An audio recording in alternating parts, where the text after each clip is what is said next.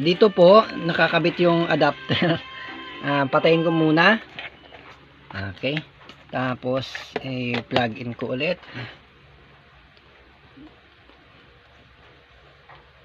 Ay, hindi pa pala naka-power on yung extension.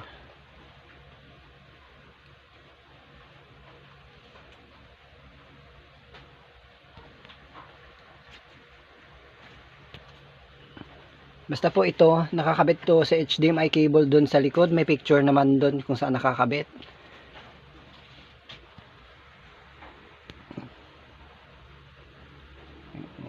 Flash.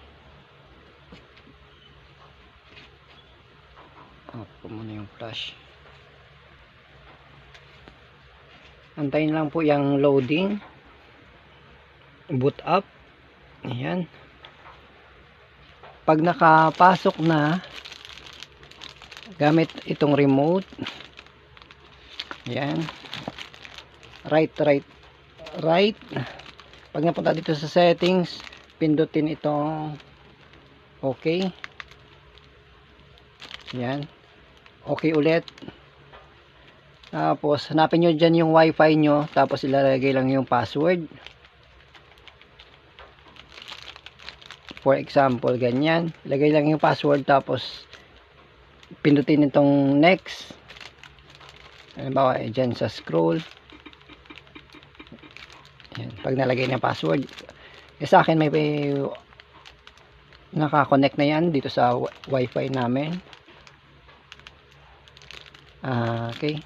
Yung settings, pagka mabagal yung internet, yung time hindi yan kusa naglilipat.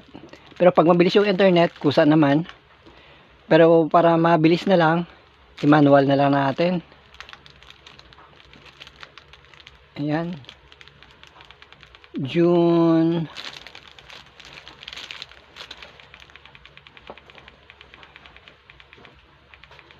17.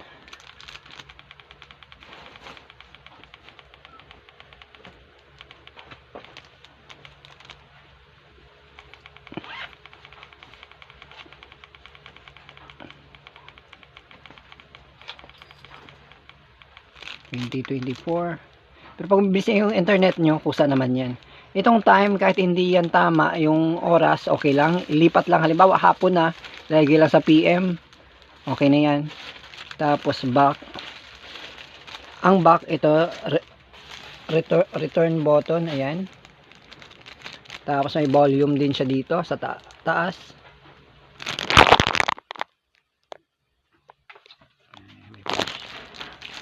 Ayan, may volume.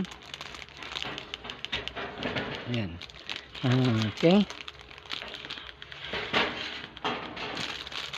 Pag nakaset na yung time, okay na kaagad yan. Yung wifi, isang beses lang naman yan set up. Yung time, pag hindi lang, pusa nag-update, yun lang ay papalitan.